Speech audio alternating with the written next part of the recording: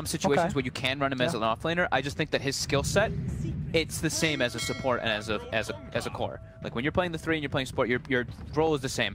Your Vendetta is used as like a scanning mechanic, and you're not really farming, so you get behind and behind, which you don't really want your offlaner to do so much. It's like the same kind of thing as a Clockwork. You know, you don't want to show on the map. So I personally like that hero as a 4. There are still situations where it can call for as an offlane. Secret respond with the Kunkka, also one of the heroes that these two heroes actually have the highest win rate at the tournament. Oh really? They are the 2 high. Yeah, let me check again just to confirm. So I checked it just before. Checked just before. With the of course the most pick rate. Sure. Yeah, we're ignoring the one picked heroes. Yeah, of course. Yeah. So yeah, 12 wins or 12 games on Nyx with an 83% and 11 games on Kunkka with an 80%. Pretty crazy. So Earthshaker gets grabbed up. Just a very strong hero, but right away this is already telling what Secret's plan is a little bit, at least. A little bit, because it could be Kazu, could be Yapzor. Well, the Kunkka is Yapzor, right? And then the Earthshaker would be either Kazu or mid one. We have seen mid one play the mid Earthshaker as well, so that is the one kind of thing. I get it. Does Puppy never play the Kunkka then? I think that they played it that often to say that that we can say that he's never played it. As far as I've seen, Yapzor plays the Kunkka. Okay. Yeah. More than likely Kazu Shaker. Yep. TNC gets themselves Rubik Nyx. Well, Nyx we already talked about, but the Rubik is super good to steal both of these spells and just to kind of mess up with the combo too. I mean, Kunkka and Earthshaker have some of the best spells that you can steal, the Fissure or any of Kunkka's spells. Like it's like you can't cover anything is giving away a spell, because everything's great. I mean, of course, the boat is the best one, but X can have its situations where it can be even better if you have the proper lineup that works with it. Targeting the joke ban, a hero that we've seen too much of. This guy's got for a couple of games, but definitely not the a pick that's normally sought after. I mean, just great versus Kunkka and Shaker. True. Yeah, you're right. Yeah, I'm getting trap. The Drow actually going. Team Secret. I guess one that TNC have run in the past. They do like their Drow strats. Wow, they even still banned the Invoker too. That mid one had such a presence and such an impact in that last game. You're right to be a bit surprised because it's like they have a Nyx Assassin, one of the best heroes against the Invoker. But it's just in charge of the game, but the power, just what mid one actually caused in that game. Like the few pickoffs he got on the Tinker, getting a free melee racks or free racks in the bottom lane, and then just his team fight prowess was too high. So it's understandable to ban the Invoker. That hero just gets so absurd in late stages. We'll see where Team Secret go now with their pick. You say we're expecting this to be the support offlane first two. Secret, do they want to reveal one of their cores? Risking obviously getting it banned out or taken away from them by TNC. No, they are going to pick the IO. So there we have it. Okay, so now we haven't seen much IO, have we? It's been versus the teams that play it consistently. It's banned heavily. I know GH. I was just looking. That gets banned. GH got it one game apparently. Oh, he did get it free. And he absolutely destroyed the whole game. So I think if you have a player who's a specialist on the IO, this hero can honestly just take over the whole game because his movements are natural. The bounty runes make it just so much easier for you to get your bottle fill-ups. You can have a crazy impact. That being said, though, I have not seen Secret play it too much. I've seen Yapzor play it, I think, once or twice. I mean, at least you imagine Puppy will play the IO, Yapzor will play the Kunkka. Would you? I don't know now. Actually, the other way around. That's the thing is now I'm not really too certain. Now they at least they have this. You know, they can X the IO. So if they do the relocates to save people, they can X the IO and save him as well. So that's a cool kind of combo they can throw out there with that we've seen people do in the past. Yeah. And they have the global setup. They have the Earthshaker Kunkka to set up for relocates. Could be pretty interesting. Wonder what they're going to pair with it now. I mean, there's definitely ways. I mean, again, obviously Nyx Assassin just being strong across the board. There's a lot you can do again as a Nyx to punish the IO, isn't it? You can hunt it down on the back with the Vendetta and cause issues for him flying around. With the, once the balls are out, he's got to be careful about that Spike Carapace. Yeah. Maybe Secret goes for something like a CK. I think that could be really strong this game, actually. Pairs really well with the IO. Good versus Nyx and Rubik. They don't really have damage to deal with the Phantasm at later stages. I mean, it's only 2 heroes, so we'll be able to find out what else TNC has planned. But it looks like it could be a pretty good idea for Secret. And I know MP does like this, the Chaos Knight. He has his very intricate heroes that he likes specifically. TNC really going into their reserve time here. Down to the last 20 seconds of it. Yeah. There we go, finally comes out, and it's actually going to be the Timbersaw. Very nice, of course. There's three strength heroes. That is also a hero that IO really does struggle to deal with. Yeah. So that is, I think that's a perfect pick from TNC. Yeah, if you can like lane the Timber versus, let's say, I mean, a CKIO or something like that, the Timber can do super well. That being said, though, there is a good amount of magic burst already coming out from Team Secret within the first two, within the first 3 heroes. And they have got control with the X mark, which is very nice in that sense as well. But where do they go from here? And it is a third pick Timber, so you reveal that Timber, and this allows the big counter picks to come out, like the Ursa, which is this is someone that can bully the Timber out of the lane. The best hero versus Timber, so like pretty much in the game. Yeah. Not only just in the laning phase, but later stages as well.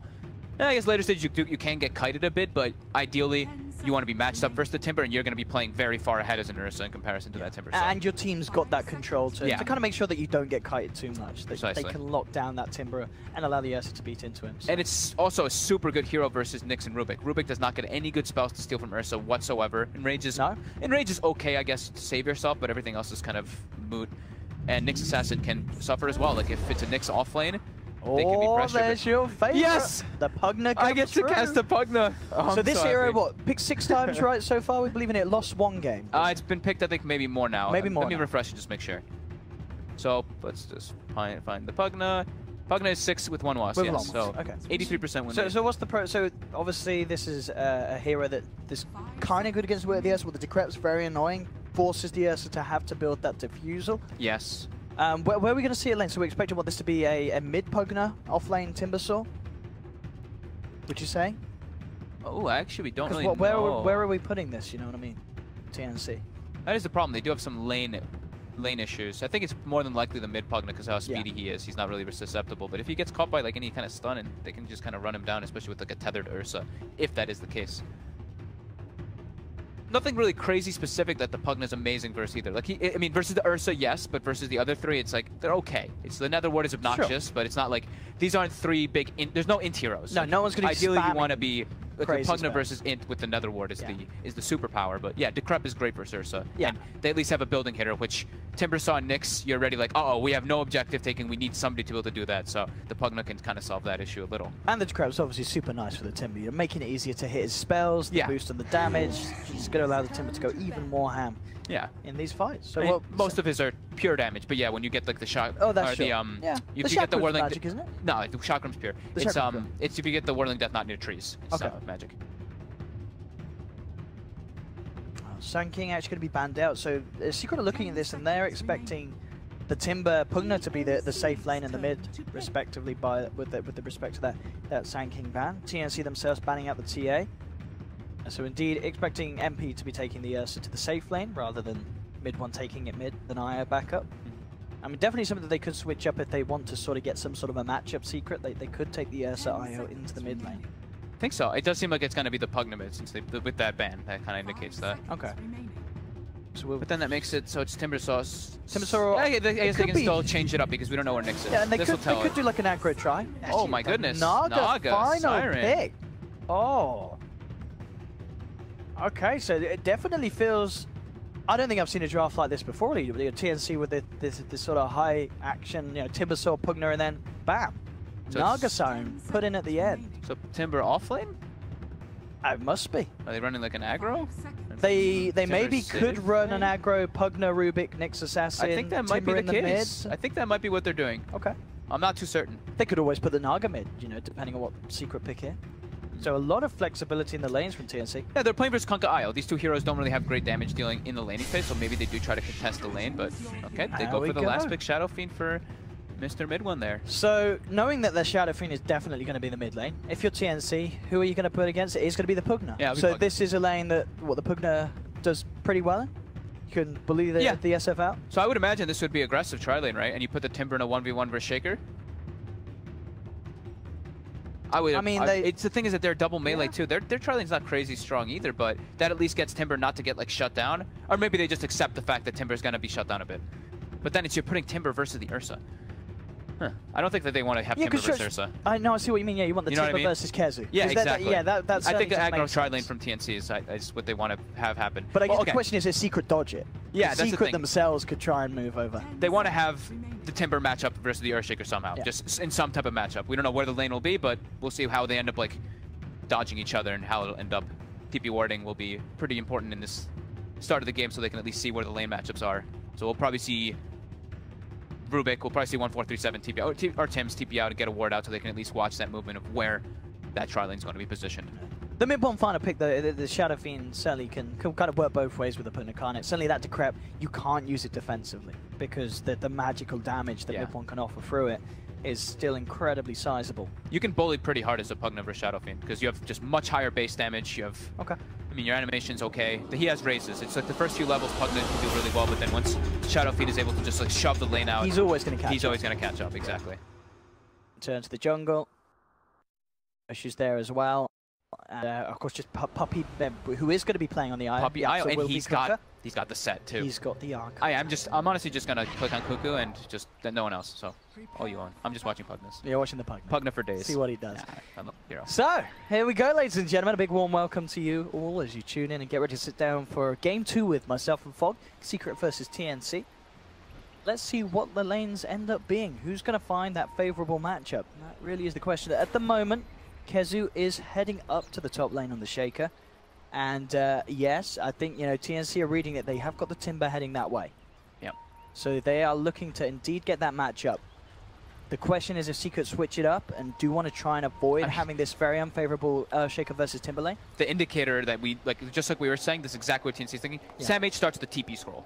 So it's like, I have to be matched up versus Earthshaker or I'm like, my game is because look at this. Secret literally they see it moving. And they say, we have to not let this matchup happen. But did you, with that, so he's got the TP, so he's going to move. He's going to move no matter what happens. It's going to be a question of who stops, you know, playing the musical lanes first. Yeah, pretty much. They go for the smoke even now. They're trying to get aggressive level 1. Since it is a Shadow Fiend level 1, it is relatively weak. He doesn't really have anything to give to the table. I mean, it's guaranteed. Earthshaker's moving a white too. If Kezu's not there, mid one. That's a perfect start. They grab Goodbye, this. mid one. And they'll get it. Cuckoo leads in. They've got the telekinesis, dragging back into the stun. Ladies and gentlemen, it's going to be your first blood here for TNC as well. Cuckoo won't quite get it. Uphill denying it. Raven says, I'll take it. First blood for the Naga Siren as the rotation successful. And now we'll see how they react to this. Already, look, the Timber, he's saving the TP by the looks of it. He's just walking down. He's making his way down. Realizes the aggro tries there. Nice juke from Puppey. Just manages to dodge the stun with that tether back up to the high ground to mid one. So the lanes we're getting. Puppey at the moment, hanging around with mid one. Timber's, he's not even going to miss out too much by this. I think he may miss out a creep or so as he's not quite yet down on the bottom lane. Mid one skilled raise is level 1. He's doing quite good in terms of forcing back Cuckoo with the damage that he's thrown out. Yeah, I mean, Puppey's just right. They have the Obs Ward on the high ground, so Puppey's literally just right-clicking every time he walks up. And with that Fairy Fire, and, you know, Pugna's not really a high armor hero, too. Gets bullied quite heavily from that. So this is where Shadow Fiend, of course, can do super well. I mean, he's got IO backing him up. So we'll be able to watch how Puppey maximizes with this, make sure he's always stacking. That's the one big thing when you're doing these IO dual lanes with Shadow Fiend. You gotta go stack those double camps. And they didn't actually cut the trees for him to be able to do so. Top lane, MP, he's isolated up here. Are they going to be able to close the distance on him, though? It does seem like they should be able to. I mean, he's been left alone. He's all on his own here, this lonely bear. That's going to be another kill for TNC. They take him down. Meanwhile, mid lane Secret are trying to get something done in return, as they did bring over Yapso, but they didn't quite get the grab on Cuckoo. He salves up. Shaker top. Yeah, he's going to buy TP right now, I'm pretty sure. They're switching the lanes up. Yep. Clarity's up, TP stop. Should be able to get a decent amount of experience anyway, and now they've got the matchup they want. But Sam H does have a TP if he wants to make the way up. Is he going to do it? Is Sam H going to stick down here? He's got the level 2. He's saved onto that second point. So that's, He's already got like that level ahead, so he can kind of play around with MP a little bit better. Nope, they're switching it. Raven points down. Oh, he's going. Yep, and Rubik too. This is just as expected. You know, you can't have those matchups. It's impossible to deal with. Level advantage does help a bit, but Sam H into the tree line. And now Kezu gets a free lane during all that too, though. He's like, oh, cool, 11 last hits, thank you. As soon as he gets up there. Look at this at bottom lane. Sam H is sticking around a little bit. They want to try and make a go onto MP. They drag him back. MP trying to move back as he slows them down, but there's the root. Raven skills it for the kill, and they'll get it. MP taken down. Maybe expected that Sam H had already TP'd out. Now he'll TP away. I mean, getting involved in a kill onto MP. That makes it even sweeter for TNC. They're just leaving MP alone. Either the Io or the Kunk aren't playing around him at all. Yapzor, Puppey, question mark. And now MP's making his way toward top. MP's like, okay, well, all right. Can't go bottom. MP. Left alone. I think, yeah, I think now they should definitely be playing around the Ursa. I think probably maybe they should have done a little bit sooner, but they tried to make the rotation to try to kill the Pugna and punish to get mid one online. KheZu has got that TP, so could head back down to the bottom lane, and indeed he does. He says, all right, we'll switch lanes again, straight down bottom. He's ready to match up at what seems to be at the moment a 1437 solo lane on the Rubik. Raven heads to the side cam, he's making the use of the jungle, so TNC trying to be maximum with their efficiency. Up top, Secret trying to get close in onto Tims. Tims playing around with both MP and Yapzor. Sam H able to get some good creeps, farms under the tower here as the wave pushes in. The mid lane matchup though, of course, being the one that Secret is certainly seeming to put a lot of eggs on this mid lane, and it is paying off because mid one is getting a very strong lead here. Yeah, I still wouldn't. Yeah, I mean it's great to have mid one like super leading and everything, but I still wouldn't want to sack an Ursa for that reason because Ursa's an early game hero. You don't really want him to be behind. You want him to have a good start so he can just kind of snowball and give your other hero space. And they've made that adjustment. So Cuckoo now aggressive. They're trying to get on him, but with those boots, 380 movement speed. Little fisher play there from KheZu, making sure that the large cam couldn't be dragged into lane. Nice. To keep control of this wave underneath his tower, get as much as he can, despite not finding the... It's nighttime, the classic TNC smoke move. They did the same thing last game. They've actually done, I think, in almost all of their games that I was looking at. Yeah. It's usually between the 4 and 6 minute mark they make that first smoke rotation. Good time to go as well, because they've both got the level 3. Yeah. So they've got a lot of potential between the two of them. Puppey can, of course, tether back to safety. And yeah, this is going to make it a lot harder for TNC to get away with this play. 1437 still under the cover of it. Block the camp, get vision of when the Shadow Fiend does farm it as well. Maybe they can still get back in. Yapzor's their own reaction. Secret are prepared for this sort of play. See if they can hold back. At the moment, mid one's very deep, high up on the other side. Yapzor blocking the route that TNC want to take, and they'll have to make it around this Kunkka if they want to go for anything. And they'll try and go for a bit of harassment onto him. They'll bring him down to half health. Yapzor, though, still feeling confident. X marks 1437 back in place. Mid one, maybe seeing if he could get in to try and do something in return. Has got the buff up from Puppey as Puppey tethers across. At the end of the day, we'll just force TNC back, and TNC don't find anything successful with the rotation as Secret are prepared. They're still not really helping MP at all, and it's not like he's falling behind. He's starting to get his farm up, but the thing is that level discrepancy that we were talking about is that Timbersaw is going to hit level 6 before Ursa hits level 6 by a good margin. She's actually might hit 6 before level 5, so he's going to be able to go for even like a kill onto the Ursa if that's the case. Mid lane. They do get away with the kill. Yeah, they get the X-Torrent, and he's able to get the double raise at least. 37 still hanging around in the neighborhood on the high ground. But a lot you can do without Pugna alive. Because Assassin trying to soak up some levels from the middle lane without putting his own life in danger. Timber has the arcane boots. He's going to be able to rule that lane just a little bit easier now. He can definitely start bullying MP. I mean, with the level 2 Timber Chain, he's getting closer and closer to 6. Definitely starting to feel a bit fearful for MP up here. He does have the salve at least. But yeah, Sam H about to hit 6. We might even see a rotation from TNC around that level 6 to kill the Ursa. Secret backing up, shining up. Tims. Close proximity to this top lane. Has arcane boots as well, so himself a lot of potential rotating around and spamming out the stuns to see what he can get stuck into. 6.5 minutes in, it's 3-1 for TNC. Overall farm slightly favouring Secret, still very close of course. Less than a 1,000 gold lead. It's nice how much they have their Shaker farming for Secret. That's the one really big gain that they have like out of everything. It's like, okay, Ursa might be a little bit shut down on his farm because of the rotations and because of his 2 deaths and being left alone, but KheZu, who would be a sacked Earth Shaker, is absolutely free farming. Up top though, MP could be in trouble. 1437 trying to close the gap there.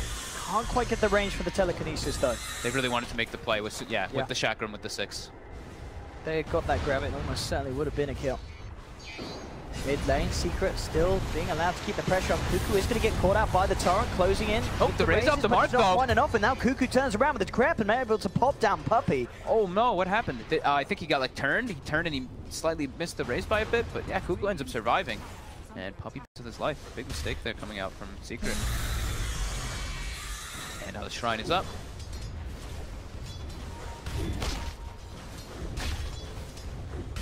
He's still with this lead in terms of kills. Their rotations just being that slightly better. Tim's trying to make a setup here on bottom. Kezu's fairly tanky with 900 HP though, but they're trying to make the aggressive play anyway. Yeah, and we're seeing this early point en route certainly allowed to set up some of this harass. Kezu does have Echo Slam, and I think TNC realized they start to split up. Now with the X marks onto Tim's, looks like the turnaround could be there. Gets dragged back into the Torrent. Kezu moving into position, waits out the Spike Carapace very nicely to then follow through with the Fissure. Tim's, he's still playing around with it. You know, it's a Nick Assassin, he's fairly tanky. Nice turnaround, gets the two-man stun. Tim's, he's certainly making them work for it. There'll be another Torrent and an X marks up from Yapzor, so he should have a chance of grabbing this one. And there, once again, is the setup. And they should get the kill with the Enchant Totem Snap. They do bring him down eventually. Not the kill that they wanted on. Puppey might actually get picked up by 1437. Here he is. Easiest kill of his life. Wow. And the thing is that they wanted to be able to get the Naga there with that type of rotation and with the bait that Kezu was setting up, but unable to do so because of them dancing around. And during that, the two members from TNC, the Pugna and the Rubik, actually come in and steal mid one stack while he's trying to do it. Oh, that's so tasty. That's a little bit painful for Secret. Well, now bullied a little bit more out the lane. You have the two nulls on Cuckoo and the Arcane Boots. Can keep that blast constantly being spammed down anytime forward.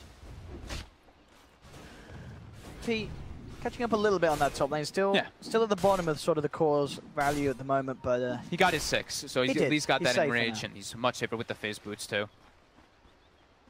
Rotation once again from TNC as they smoke up, looking towards the mid lane. Well, mid one's pretty far up right now. He's got a lot of stick charges. No Puppey in the neighborhood, only Yapzor there to back him up. They know something's up. They're like, Rubik's farming mid, we're getting wrapped on. It looks like TNC no chance of catching them out. Secret just being that little more aware now. TNC will continue to move over, and mid one is at the Ancients. Maybe they can find something there. Top lane Sam H fell very low as MP tried to make a play with the Enrage. Will lead the Timber right back. So has to be a little careful. Does have to get himself back out of there, and he's going to go past the shrine as such. Tim's caught. They caught Eye of Tim's there, and I think they actually saw him place the ward too. Puppey started pinging it. Still rather deep. Mid lane tower, they're starting to do the pressure with the Pugna with the Nether Blast, with the rotations from Secret. Yeah, Secret want to try and catch something here. Tim's goes for the stun. Isn't going to quite have the range for Puppey, so Puppey will be fine. They've got the X on Cuckoo. Yeah, looking to set up onto the Pugna, brings him back. Only drops the one raise down. Now with the telekinesis, TNC dragging the Shadow Fiend back, and well, in fact, with the ultimate from Cuckoo, he may just bring this one down, and he does. The Fissure not coming out quite in time as Kezu tried to cancel the channeling to save mid one, but TNC get the kill. They may even get more now as well as Cuckoo moves forward, sets up with the Decrepit Fight into 1437's Fade Bolt. And TNC, at the end of it all, do get the 2 kills out of the mid lane that they were hunting for. God, I love Pugna. The power that you have to be able to turn around like that is, they don't have a lockdown. You have to just really be careful. Because life drain is no joke. It's 150 drain per second, plus you have to always remember the Decrepit Fight boost. Look at this. Yapzor is just straight dead after one Decrepit last drain. Underestimating the power of the Pugna. Yeah. Seems to be the problem. Cuckoo also underestimating the power of double raise. Yes. Mid one does get the cleanup. Tim's is in the neighborhood though. Sneaking around, has hit level 6, has Vendetta. Mid one's fairly low. Has to be careful with how he places himself. Tim's could get the wrap around behind him. I think mid one's aware. He's going back. They've focused a lot of attention on this mid lane. They've been drawing everything kind of away from Raven, who is... It's 11 minutes. He's got Arcane Boots and 2,600 gold. Just claimed himself a free tower. This is like the off-lane kind of Naga Siren as well. Well, not really if you go. Tim's, is he going to maybe to play around with Puppey? No, he's just going to TP out. How are the supports levels doing? Let's take a look. We have 4 on Wisp, 5 on Kunkka, and 6 and 7 on the supports of TNC. It's slow and Yapzor just dies to the blast, the combo That's again. the second time he's done it, isn't it? Cuckoo's just taken him down twice in these plays in the middle lane. Yeah, I mean, 1437 there was there that time to at least get the. I think he actually did he get the maybe got the X on him, but I think no. We just saw that. Was it just the blast drain? Oh wait, no, sorry. It was what Rubik has the X himself. Yeah, yeah, he has the X himself. And stolen the X. Yeah. I was like, no way, he just walked up and got blast drained again. I mean, it's a possibility. You can't underestimate how much damage it really does. And look, Cuckoo's not done. Oh, is he can? He's like, oh. I mean, there's a sentry down. Puppey should be aware. They know he's there. Puppey has to be careful how close he comes. Cuckoo right on the edge of that sentry. Sam-H It looks like he's maybe not spotted it yet. Yeah, Kuku and Sam-H looking to close the gap. There's the Crep to set it up. Nowhere for him to tether to. And bam, Puppey is gone. Kuku picks up another. Tims, eyes onto mid one. He's keeping eyes on this mid lane. There's going to be the setup as they go forward onto 1437. Tims, though, with a beautiful stun. Holds back the two of them. Saves 1437's life. Tims actually going to survive as well as the Fisher does not work out. Puppey, he's the only one there, but he'll be held back by the Spike Carapace as Tims can walk it off. Meanwhile, in the mid lane, guess who's back? It's Kuku with the life drain, making a go on it, bringing him down, but no, the Echo Slam. Just in time from KheZu. Stopping the Pugna from bringing. If that Echo hadn't come out, I don't think the cast animations would have been quick enough to save that Shadow Fiend. I got scared because he like walked all the way up instead of just throwing the Fissure to stop the life drain. Good thing was that Puppey was there to heal up mid one. He had 9 stick charges too, but he didn't use them. Mid one almost dropped. But with that Dragon Lance picked up, it's quite tanky. Bottom lane. Raven's got to be a bit careful here.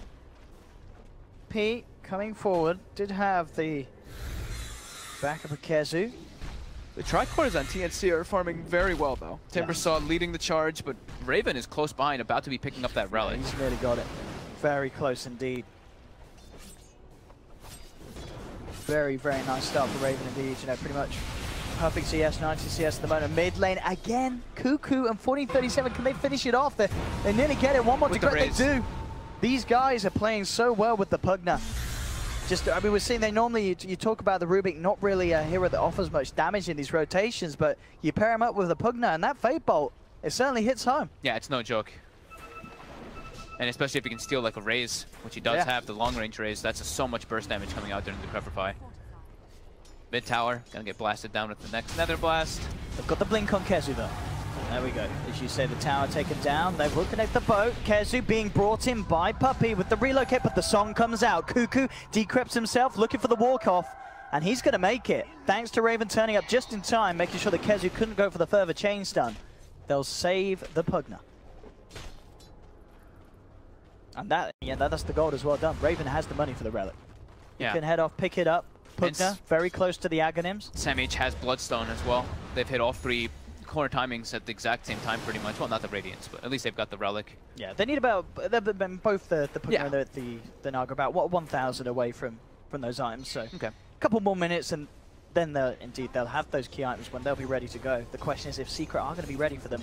Big plays from KheZu certainly could flag a big yes. If he hits those blink echoes, it can certainly make all the difference here, and they're going to try and do something with it now. Oh, Dire Scan. I think Tim's ward actually. Did they catch it? They're pretty sure they maybe caught one of the heroes on the side of it, yeah. They throw the scan, they even drew the line that it looks like Secret's going for that rush, which they are. And there's a Timbersaw already in the area. Not going to allow Secret to do this. They need to get the pick off. They might be able to. They might be able to jump onto Sam. Sam's kind of on his own here. Chains backward, throws the Chakram out to MP. He's pretty low. KheZu jumping forward, will find the control. There's the bring back with the X mark. They drop again, but then just in time, the stun comes out from Tims. Echo, is it enough to bring down Sam-H? The Glimmer Cape saves him, and now the turnaround from TNC. They take down the Ursa. Can they get anything more? Kuku's going to be held back by the X mark. Secret blinking themselves out of there. That was so clutch by 1437. Oh, and Tims is not done yet either. Comes in with another stun, catches out Yapzor. And TNC find another, and Sam-H, straight off the back of that Bloodstone, is up to 14 charges. And during that's time that they spend going for that. Look at this replay again, Fon. Perfect stun, and as you say, 1437, perfect Glimmer Cape. It looked like KheZu didn't want to have to expend the Echo Slam to try to go for that kill. They were just a little bit reluctant on it, and they end up surviving with it because of that Glimmer Cape, because Theban comes in with a clutch timing, and they're able to clean up MP and a couple extra kills. Beautiful team play from TNC, and straight away they're down the mid lane. They're looking for more, seeing if they can get something stuck in here. Can they get the jump? There we have Decrepify, but the relocate just in time from Puppey. Will buy time for mid one to come back into this refuel. TNC will back up. During all that time, though, like I was saying, that was time while Raven's just free farming, so Radiance is finished. He's got it. So Secret trying to make that aggressive play on the Timbersaw is definitely going to bite them in the butt quite a bit. Tim's eyes on KheZu. KheZu. It's highly watched by Tims. I wonder if they can go for anything. They are bringing 1437 across, but still rather deep. Tims is on the high ground with KheZu. He's going to go for it here. Opening up now that 1437 can close the gap. And I tell you what, the timing there was absolutely perfect. He'll throw back down a Fissure. In fact, 1437 with the stolen fish, he's kind of blocked Tims in. Tims is like, no, not like this. And Tims, he will get taken down. 1437 in trouble as well as MP will chase him. They've got the X mark onto Cuckoo. Secret this time, looking for the cleanup. They have the Requiem, but Cuckoo's going to be saved. The song comes out. Raven buying time for Cuckoo to get out of there. And Samh, he wants to fight, comes into the midst of it all with the Chakram. Bursts down Puppey. MP will be able to blink down and chase down Cuckoo to finish off the kill at the end of the day, despite Raven's best efforts to save. So Secret will get the favorable trade there. They do take down 3, securing that Pugna at the end, down to the fact that MP does have that blink on the Ursa. Yep. MP getting himself into a good stride. Mid one as well. Getting closer and closer to that BKB, which will make it much easier for him to fight versus that heavy magic damage. Oh, MP though, he's come for this rune, and Tims was there ready and waiting, ready to punish. MP is going to try and run himself out. Got enraged Won't as well. quite get the rune. Yes, they do. They still get it, but there we have it indeed. Pops it off with the ultimate. And now with the Shrine there, this is hard for TNC to fight around. Tims, he's sticking around, maybe a little too long. Turns around with the stun to hold back MP, but the Urna Shadows ticking him down. He'll have Spike Carapace back up in a few seconds, but it's not going to be soon enough as MP jumps forward, claims the next Assassin's life as well. Oh, you see what MP's going for? He's going for a Midas. He's got it actually finished. Okay, so he doesn't fall behind since he's playing versus a Naga lineup. He wants to always be relevant in the game. I don't even mind this at all when he's playing around with the Shadow Fiend. It's a bit late, of course, it's 18 minutes. But, I mean, he wants to be able to stay an actual driving force if he's going to be the one that's running around ganking. It's, you know, it's a Shadow Fiend lineup. The Shadow Fiend is your true core. Mid 1, mulling down. There's 2-1 in the mid. 1437 trying to set up with the Glimmer Cape. Gets to X'd get up, the though. steal on the X. He steals his own, though. He's going to self-X himself. Oh, he don't quite get the timing right. Will get caught out by the torrent. But look at this. Cuckoo giving him his life force, saving him there with the life drain, making sure the Secret couldn't move in for the further kill. 1437 will be saved. You see what he's trying to do, though, right? If you if the X mechanic, yeah, you can X and you can break the X as it happens. This as well. TNC ready to go, smoking up, ready to try and make the players 5. Yeah. How's the song looking? If we got it nearly back up, it's up. back up. So if it goes to pot, they can get out of there. They might actually be able to get MP too. No, MP knows something's up. They see that the wave, well, TNC wants to get this tower because the wave's already here, but they want to get more. Look at that Timber Chain. Samh's just beautifully closing the gap. MP is going to take a stun to the back as Tims lines it up perfectly. Fantastic Nyx Assassin play, and they're going to get more. The Stolen Fisher out onto Kezu, sets up for a second for TNC. Nice smoke, very aggressive play. Like, they wanted to go bottom to be able to push the tower because the lane's pushing in like naturally toward it. So they're like, oh, we can get a tower off it, but getting 2 kills too. Very nice penetration play. Top lane, Samh looking to punish Puppey. Looking for Puppey. Puppey is going to be left away. No, or is no, Samh wants it. He's hunting for it. Puppey trying to duke it out. Oh, the damage. He's not got enough stick charges to get out of that one. Samh, he's up to 18 Bloodstone charges. Things getting better and better for him mid 1. Being eyed up by Tims, does now have the BKB on the Shadow Fiend, along with that Dragon Lance. So certainly feeling a little safer.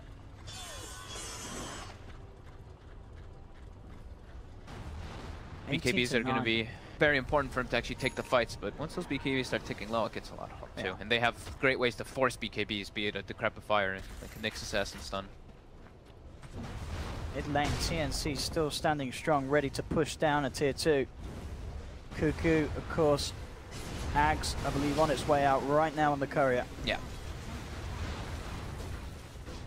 Going for Yules for himself afterwards too, so he can not have to worry so much about that X catch.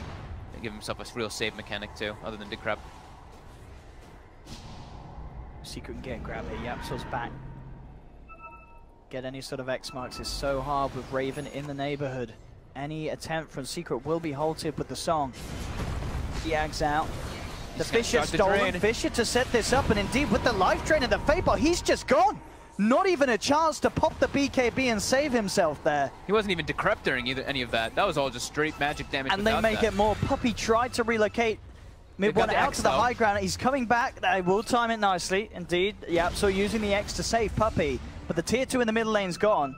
TNC with a wave pushed up top can look to take another. They're starting to run away with this game. 22 minutes in, 12k gold lead. And it's not if they're on some sort of timer as well. They have a Naga Siren with a Radiance. And a Timber who's absolutely massive. Yeah, exactly.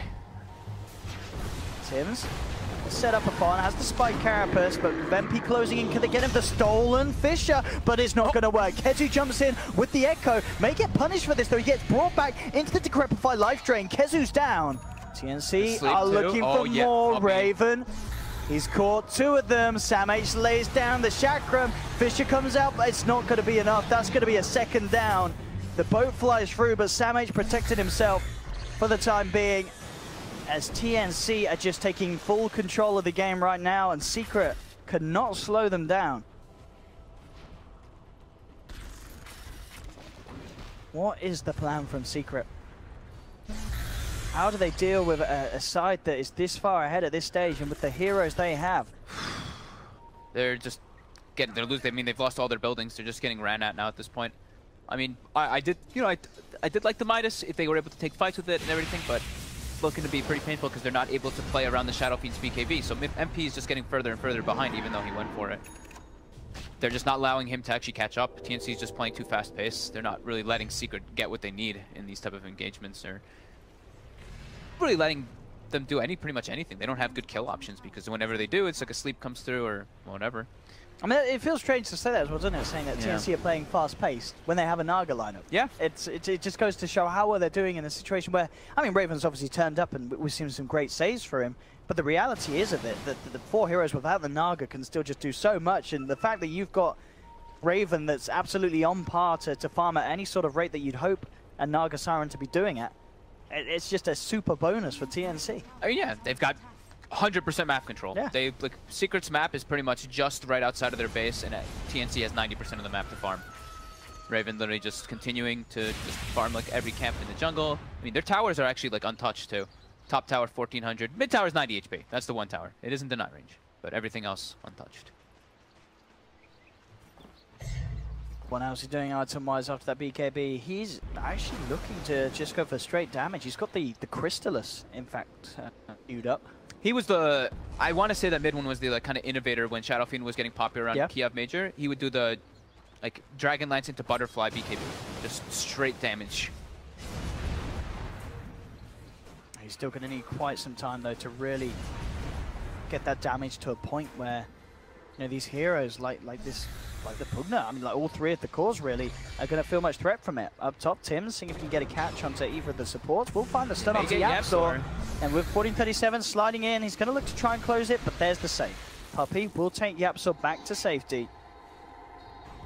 I mean, we saw obviously in game 1, Secret dealing with the fact that TNC had a lead, and they just played it, they played it, they slowed it down, they were able to take it late and just punish the sort of late game desperation plays of TNC.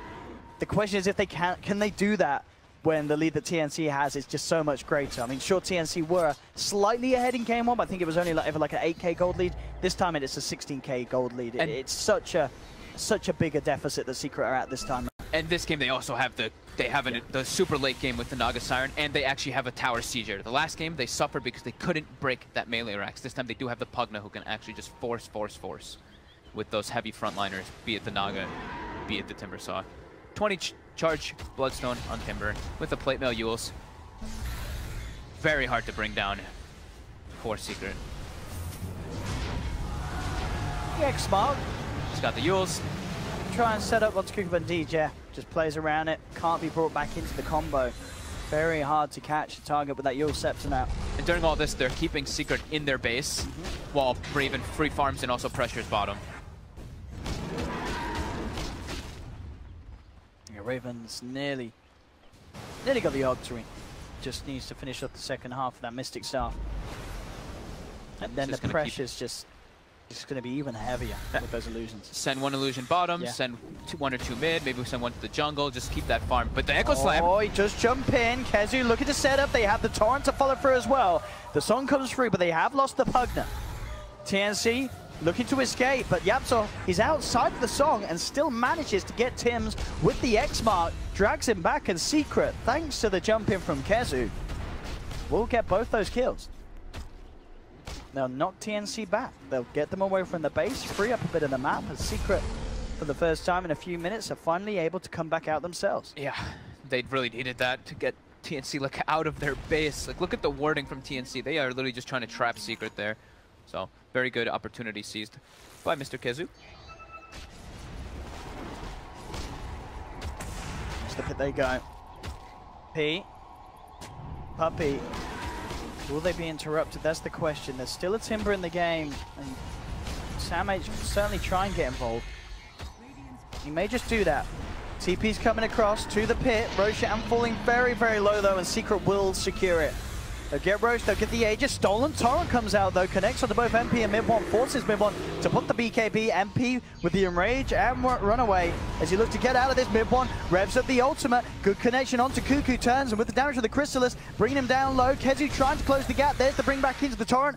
Gets the magical damage through the Decrepify as they bring down the Pugna. Raven now looking for KheZu. Stolen Torrent once again from 1437, holding the Shaker in place. They'll get themselves another. Mid-1's going to go for the TP out. He's not going to make it though. Stun flies through from Tim's. Zip forward from SamH as Puppey is also in a whole world of trouble. Gets cut down. Double kill for SamH.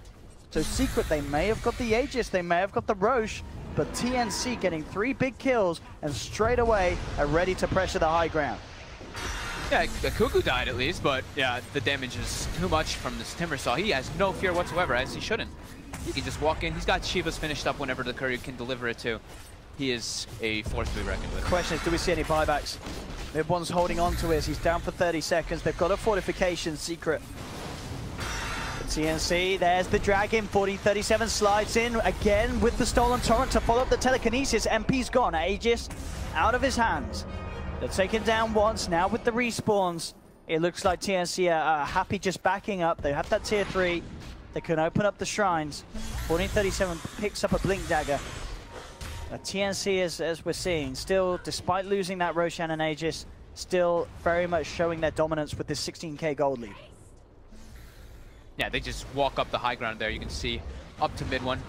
Of course, yeah, Cuckoo does die, but I mean, Raven is already starting to get to the point where he's too farmed. The Octarine will be finished up. We've seen this fight was only Soul Booster, but they're so damn strong. That Stolen Torrent as well was super clutch there by 1437. He got 2 big Torrents, 200 plays to help his team clean people up. I mean, he really is having a great game. 1437. He really is. 7-9. Yeah, he's been owning. Not only just his warding, like he invaded very early and got early deep wards, but he's the one like guiding the team, like making the plays. You can see like he's the one drawing the lines. He's the one making the call to make those aggressive plays, and he's gotten himself a couple solo kills too. Been a very impressive play by 1437 this time around on the Rubik. Tim's down bottom, actually setting up a little bit onto Mid-1 there, but despite Carapace catch out, brings him down to half health. KheZu looking to punish, jumps forward with the Fisher. There's the Yules holding them back. KheZu goes in, pops down the Echo Slam, bringing Tim's down low, but there's the save from Cuckoo with the life drain, keeping the Nyx Assassin alive. They'll be able to back out, and that is Echo Slam used and down. No, it's a little success. Secret's like big way of actually doing stuff. They used BKB as well on the Shadow Fiend, and he's not even full souls on SF.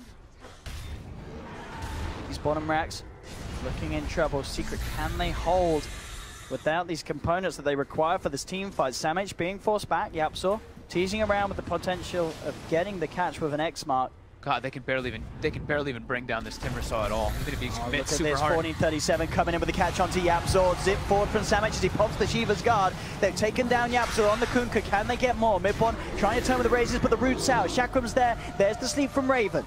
Buying some time for TNC to reset, wait around the Enrage, waiting out that ultimate from MP. MP does have the BKB though, pops it, ready to continue, looking for Tims, but Tim out to the sidelines. They don't have vision by the looks of it. Tims is going to be able to walk this one off. Raven moves forward with the root onto Puppey. Finally they kill off the Nyx Assassin with the raise, but the space is being created for TNC to continue sieging this bottom lane of racks as SamH just goes forward with the Timber Chain, keeping Secret Force back towards their fountain, and TNC should indeed get this melee race. They're so close, they're not actually going to stick around for it by the looks of it. Secret will actually get them away before they finish it, or maybe it's the double bait back. TNC looking to head back in. Chakram off target, but the pullback does catch upon all 4 of Secret. BKB's come out from Mid-1, revs at the Requiem, but SamH is already down to the bottom tree line. Timber chains across, looking to control MP. MP pops the Enrage. SamH trying to waste his time as he uses himself up, but he gets bursted down. That's going to be the Timber hitting the decks. Finally, they do get the racks. How heavy can Secret make TNC pay for it though? Raven, with that Octarine reduced cooldown, songs back up. Cuckoo's able to TP out of there, and Raven now looking for the retreat. Jump forward attempt from MP, but Raven's already too far away. So a little scrappy, but that TNC do get the job done at the end of the day. They get those racks. Yeah, they gave up a little bit of gold, but yeah, it's the racks is the big deal. And I mean, Sam H loses some bloodstone charges, but he respawned pretty much instantly and continued to push the lanes out. And yeah, the advantage still continuing to be TNC, 18,000 gold lead. Absolutely. I mean, as we've been saying, Sam H is just, yeah, absolutely nailing it this game. Yeah. 6-1-6. Raven as well. I mean, as you mentioned in the other game, you know, this seems to be a team that if you have the player cards, you're going to get big points on these boys. They don't feed. They get good KDA. Look, Raven last game only always involved in so many team fights. Yeah. So much fighting from this team TNC. They're playing a lot more coordinated than Secret, though, that is for sure. Yapzor's having a very rough game, which seems to be a pretty telltale sign when Secret actually does struggle quite a bit with these type of lineups, too. When it's like required that he has a good impact in the game, and he's just unable to because of the unfortunate deaths he had versus the Pugna in the mid lane a couple times. Just set him back a lot. Timbersaw now has a full Solar Crest. So certainly, yeah. So more armor and ways to deal with the Ursa and the Shadow Fiend's physical damage. Nearly level 25 as well on Sam H. Yeah, he's gonna be the first one by a lot. Oh, by a mile, yeah. Yeah, because he did the 20% XP too. Yeah. It's the Manta done for Raven. Wow, I thought somebody else was like almost level 20 or like level 20 or 21, but no, yeah. The next highest is mid one at level 19. Oh, Kezu does jump in with the Echo. Oh my goodness! Tim's with the stun there, holding the back for the time being. Kuku's going to get the chance to sell fuels. I mean, they will still lose Kuku. They're going to lose Tims as well as MP jumps forward. But it was a neat little play from Tims, actually getting the stun on the relocate in. Doesn't really add up to much as Secret still get the job done. Secret still showing life, showing that they can still make the aggressive plays when people are split up. They seized that opportunity as soon as they saw Naga mid and they saw two heroes set up top. You know that the resources were split up. We'll see the replay again. Oh, they actually just get the rep on. They didn't see anybody. I thought they'd actually seen like maybe one person, but no, they just go straight in. But they do have the number advantage, 4 heroes in comparison to 3. But they get the initial jump on Kuku, which is what matters, and Sam H wasn't there in time. Yeah, 1437 was a little unfortunate with the spell steal as well. Only got the enchant totem. Say he got a Fisher there, or maybe even the, if he got the Echo, could have walked in and maybe had the potential to turn that. Just got pretty much the least useful one from Kezu's armory. I mean, Fisher's probably the much more. Like, Echo is just the damage. If you got Aftershock, that'd be sick. But I guess enchant totem's alright if you have the axe. Actually, no, to be fair, you don't really want to be jumping in as a Rubik. Doesn't even stun. You just jump in and die. Wow. I mean, we saw Secret do it.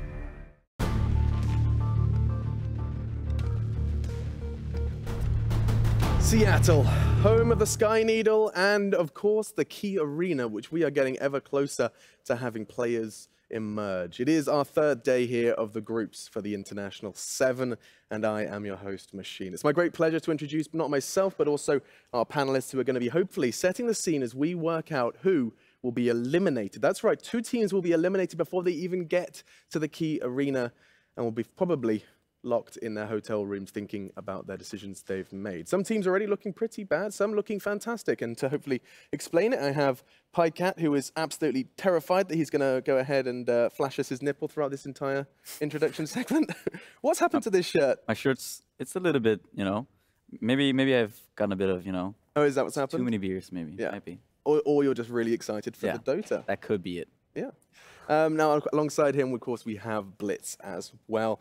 Taking a break from his coaching duties and flying out last minute due to a variety of unfortunate circumstances, but we do get to have you here, Will, and it's great to hear your insight, both in the casting and on the couch. You're glad to be making another TI? Yeah, but I like how you say a break, as if it was my choice that I was an TI as a coach. Hey, that sounds nice. I like it. It's voluntary. You're taking a coaching holiday. Yeah, away from one planet odd to another. And this is pretty odd to have to go ahead and work with me.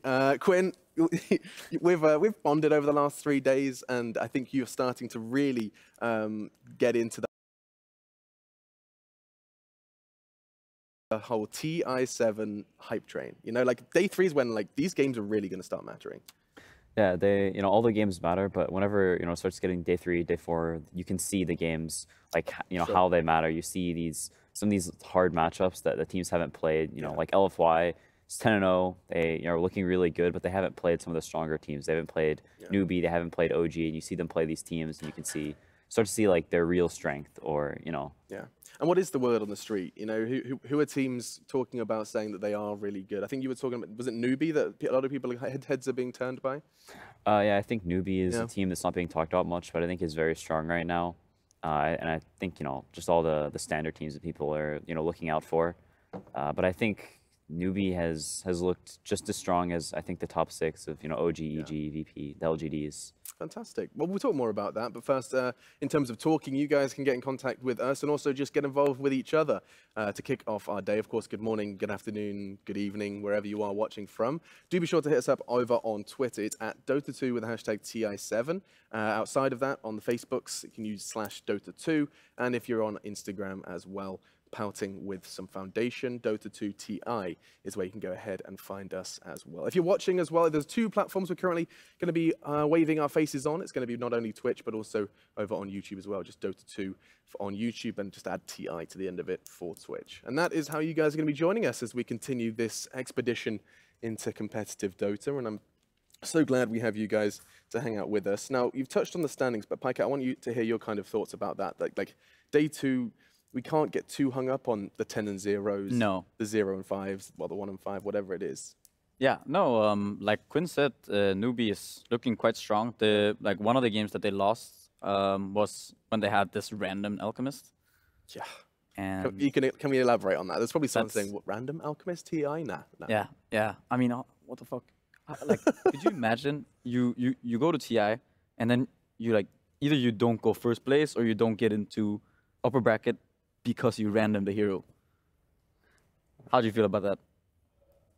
That's some pretty depressing territory. That would be seriously depressing. You planned the entire year, you made it in, you're up a game against OG, and then all of a sudden that happens. So can you give us a little bit of insight of how that happens, from a communication standpoint, right? Oh, probably just, they were probably thinking about it at the last second. Yeah. Nobody had any concrete ideas. Whoever was drafting was probably like, okay, it's this or this, and I mean, it happens, especially in scrims. Yeah. You're just talking. Yeah, because you need it could be you're talking about a couple of different options, right? Sure. And you have some options, and then you're like, oh shit, we have 20 seconds left, and then whoa, what the fuck?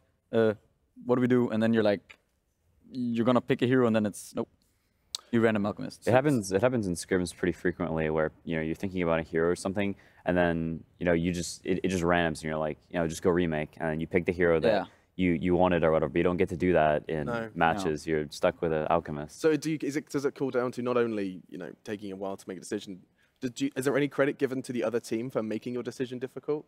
The discussions. Yeah, the fact that you're even having a discussion is because there is options available to you and you're not quite sure where to take it. Yeah, it could definitely be. I mean, if the enemy bans out something that you were planning, or if multiple of your options are getting it's like removed, a check, then yeah, exactly. You're like, well, what do we do now? That was our, maybe they banned 2 heroes that you were going to take, and you're like, well, one was our hero and the other one was our backup, and then you're like, well, all right, now we got to sink a bit, and hopefully not too long. And we will bring up the standings, and I want to come back and pull on this thread just after we do, because I think it's very interesting about, who in your guys' minds, as players, is the most proficient in the draft, and that is, it's a big part of Dota. We'll come back to it, though. Quickly, I want to summon those standings so you guys can see, and they have been behind us, but just to quickly recap where we're at right now, you can see that 10 and 0 we keep referring to is that of LFY, and just beneath them, you can see Newbie looking very scary as well. The Chinese region have come in swinging so far, and I think, I think my eyes are drawn, especially in Group B. Will, correct me if I'm wrong, but VPOG, 4 losses under their belt. Yeah, and they've had quite a difficult group just because nobody really expected LFY to be as good as they are. I was talking with some people last night, some of the pros and PvD, and they were just saying LFY is legit. LGD, maybe False Kings. Maybe we crowned them a little bit too soon after day 1. They looked a little bit shaky, but LFY has just been, they've looked unstoppable at this point in this group. Maybe it's not actually a crown, it's like a Burger King crown that they got with their Happy Meal. Did LGD, did they go 1-3 yesterday? Was it? Were they 6-0 if their first day? Was that LFY? Yeah, they were, right? Yes, they were. And now they're 7-3. And LFY were actually 4-0. Yeah, exactly. And then they went 6-0 in that kind of group with that kind of competition. And they did not just look good. They starched people. That series against VP, who has beaten VP in 15 minutes? You can't claim anything. In the past, you're like, maybe VP's not trying at the summit. They're messing around. This is TI. They got beaten 15 straight minutes. No problem. Yeah.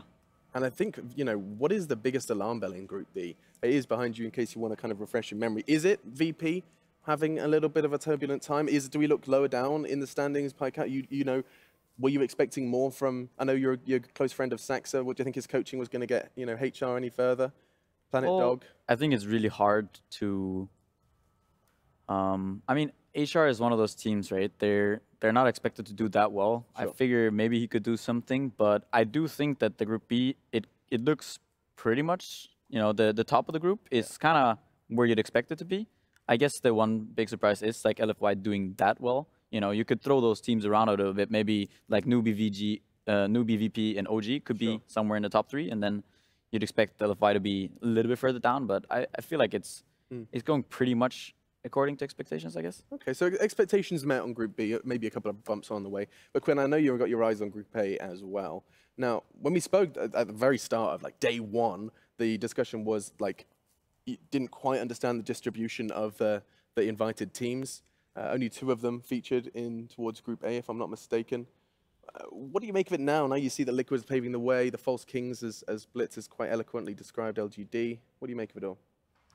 I think the whole Group A only getting 2 invited teams comes down to LGD being valued pretty highly. Okay. Just as a team. I think a lot of people thought they were very strong coming in. Sort of like we said, maybe False Kings, maybe a little bit better or a little bit worse than people you know, thought they were coming into it. I also think Secret was maybe valued pretty highly. TNC, they have a lot of these mid-range dark horse teams that you aren't really sure how they could perform. And I think Secret has, you know, underperformed a little bit. TNC maybe overperformed, looking pretty good in a lot of their matches.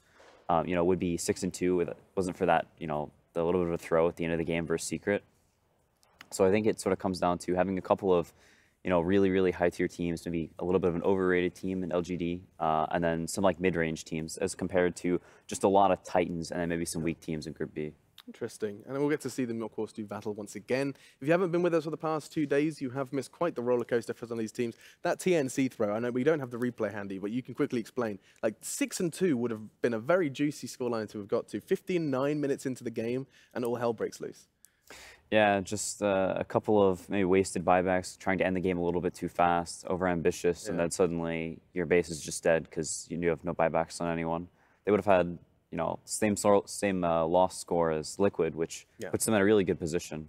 But the thing is about TNC though is like, shouldn't we start expecting them to do pretty well? Like, I mean, looking at last year's TI, they knocked out OG. I feel like they always kind of show up at these like big events, At these bigger events, they've started to show up, a lot of them, right? No, they're incredibly good. Yeah, so, and if, like we said, if they had won that game, they would have been 6-2. That would have been like same as Newbie. These guys are, I mean, especially I would say like Raven. That guy, he's a pretty much standout player. And also I think it seems like Theban 1-for-3-7 has helped them a lot.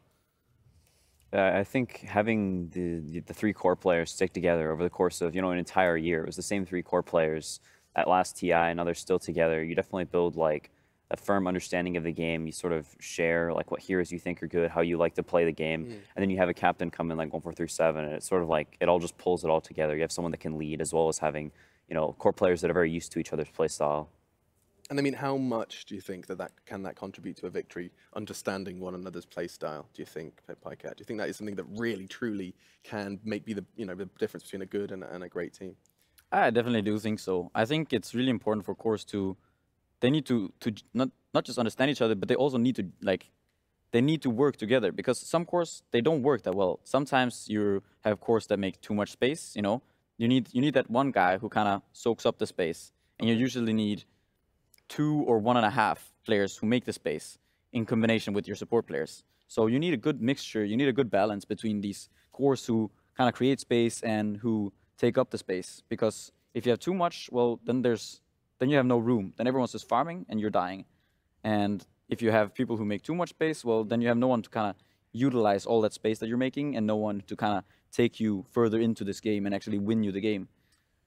There have been some highs and lows for sure of kind of teams that have more of a friendship element than others. And actually, highs and lows is where I want to take this. You know, it's early in the morning here in Seattle. The KeyArena and the main event hall is starting to really take shape, right? Like this is, I'm starting to get very excited for what's going to happen into the main event. You guys at home should too. But I mean, just talking kind of, highlights, lowlights. while we have you and while we have time, what's like, for all of you, and I'll let you start thinking, what is your greatest moment in Dota 2 for you? You could have been playing, you could have been watching, you could have been coaching, you know, whatever it is. Does anyone have something that immediately springs to mind? EGE home, game 1. That cast? Yeah, that was... I was thinking to myself, I was like, eHome has got this. This game is pretty much unlosable. Yeah. Obviously, a little bit of bias in that cast because EG, Sure. watching them do something amazing like that was incredible. And the fact that they came back from that sort of deficit. I mean, my favorite story is one of the players on that team told me that after they got mega creeped, they actually wanted to call it. They didn't want to see the game through at all. They were just like, the game's done. They actually had that conversation. Like, it was one of those things where, because if you invest so heavily into a game emotionally and you lose, oh yeah, you're just, if you looked at eHome's faces after they lost that game, they weren't in it anymore. They GG'd. They were just like, that tournament run was over. Are you unable to tell us who that was? I don't know if I should, but yeah. They were just done. Oof. Like eHome, they lost 3 straight games after looking near invincible. They had so many good ideas about the game. They did. So that could probably be a really fantastic example of, you know, how emotions can affect Dota. We always talk about it being an emotional game. I think eHome could be one of those great ones we put under the Petri dish as an example of just how destroyed you can get from a bad loss. So were you casting that like it was over? Did you find yourself kind of like describe, like, I mean, eHome, to be fair, a lot of people thought that game was over. There was this point where in the game where I was just kind of like, oh man, this was such a great game. Yeah. Like, it got to mega creeps, EG. It was a good run. Like, you guys did. You start wrapping it up. Hang your heads high. Like, there's no shame in that loss. It's all good.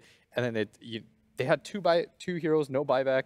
There's like 3 support heroes left. There's like Sumail, and I was like, okay, they have no buybacks. Like, all right, what are we gonna do for the next cap? How do we top this? Like, and then that happens. It's incredible. Yeah. What about you, Quinn? I mean, you've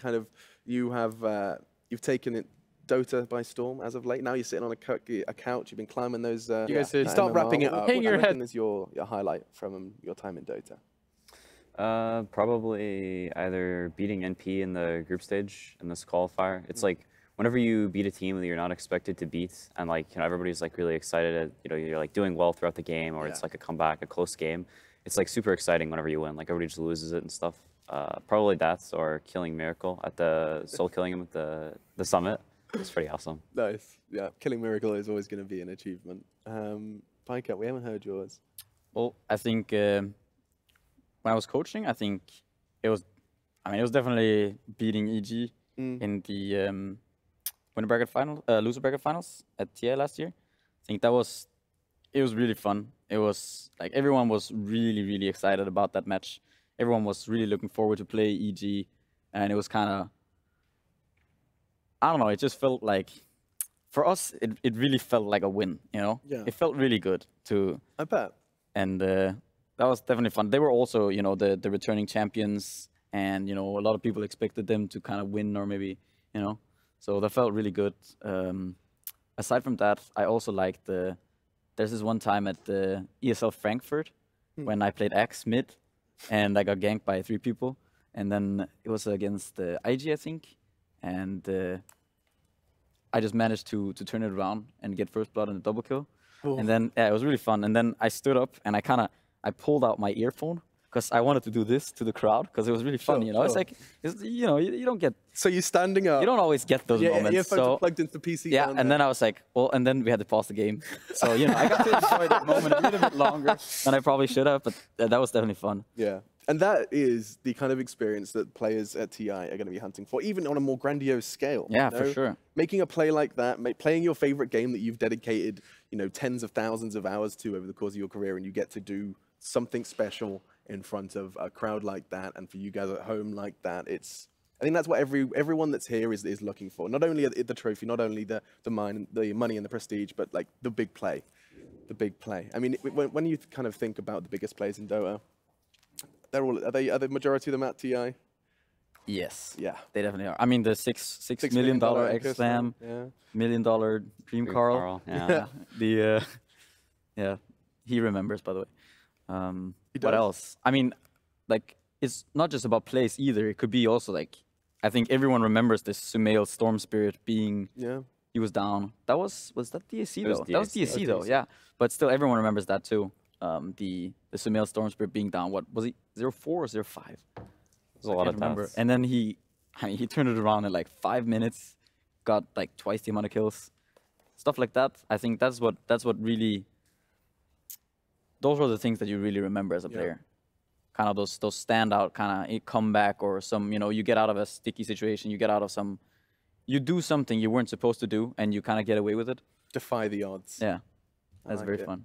Okay, so I mean, those are the kind of plays we're going to be seeing go down, not only in group stage, but also over into main event. Just 2 days left, and I think, you know, if you start reflecting on teams that have to truly change things around now, what's the realistic comebacks we can get from these standings, guys? I want to see a team rise from the ashes, because a team can be eliminated here. And if you look at the tables as they are now, I want to just make sure I double check this right. Yep, still 1 win under their belt, Fnatic, and 1 win under their belt, Cloud9 Hellraisers. I mean, one of them from either group is going home. I think Cloud9 is the team that I most expect to make that kind of turnaround, just because this team is skilled. Yeah. This team has players that have won majors, that have done well at majors. This is a team that has... They have a player who has won TI. Exactly. They have all of these guys that stand out to me. And the fact that they're not putting it together, it's just kind of baffling. Why do you think that is? I think I had a talk with Fada about 2 days ago, and it was just... We kind of came to the consensus that at TI, you don't need a lot of ideas. You need a good concept, a few heroes, that's it. You don't need to play a ton of heroes. We were looking at LFY stats, for example, and LFY, they pick their mid-hero, the same 3 heroes, over and over again. Right. And you might think to yourself, that's incredibly predictable. Well, look at them. They're 10-0. Consistency at a tournament like this matters, and I don't think Cloud9 have quite found that consistency yet. They don't really know what direction they want to take their team. They're kind of doing a little bit of everything. You can see in their draft and their play, they're not really certain what direction that they want to take. They're just thinking to themselves, does this work? Yeah. And if it doesn't work, I asked him, he's like, I don't know if it's a draft or a play problem anymore, because certain teams could make that work, and maybe we're just bad. Right. Yeah. Whenever you lose that many games, like we talked about in the past, you start losing confidence in what you think is good, or your ideas about the game. You don't really know what's good anymore, and you kind of end up just floundering around until maybe you win some game, and you find a light bulb that, oh, it was, this hero was really good or worked really well for our style, or everybody just sort of clicks and starts playing at their best again. It's pretty hard to be in that spot. How would you change that if you were there? I think everyone just has to sort of rally around a certain play style or a certain idea. Find a player you want to play around. Get everybody's thoughts on what you think the problem is, and I think you just have to be concise. Have an idea of what you want to do, what you think is wrong, and just commit to doing that thing or fixing that issue. Yeah. Because everybody can't have their own ideas about what they think is wrong or what is bad or whatever. So it's just a question of one. Are you saying they lack leadership? Is that kind of the TLDR of what we're saying here, Blitz? You furrow your brow there. Perhaps not leadership then. I don't know if it's structure. It's necessary. Yeah, structure is the best way. Okay. For example, at Boston Major, what Bulba introduced to our team on DC was structure. He said, "This is how we're going to draft. This is how we're going to play. This is how we should do things. As long as these conditions are met, we're going to be okay." And it was so helpful to our group. And we kept that kind of mentality up until the end, of course, where we're like, we need this kind of structure. We need this kind of draft structure, especially so that even if things go wrong, we know exactly where it went wrong. We missed this. We missed that. It's like PyCat says, he's like, that's how LGD or LFI draft, right? You need these certain conditions to win the game. You need somebody to hit the tower. You need some amount of stuns. So a formula almost to put everything into. And right now, I think they lack that. I think because they've lost games that they weren't supposed to lose. I know the OG series was something that looked really one-sided. It's like, do our concepts work? Does our formula work anymore? And you've got to kind of hunker down and say, it's not a big deal. Let's get through this. It was day 1 and day 2. Happens to everybody. There's still a lot of games to play. Still a lot of games to play. It's definitely not the end of the road for Cloud9. Just while we're on the topic of draft, which PyCat, did you want to add anything to kind of the Cloud9 discussion that they could kind of start to return? They've got 2 days of games. They've got plenty left in the tank. Yeah, well, I think something that sometimes happens. I've been through it before. I remember at TI4 when I was playing with Fada as well, and we played. I played with Mouse Sports then. We did kind of poorly the first 2 days, I think.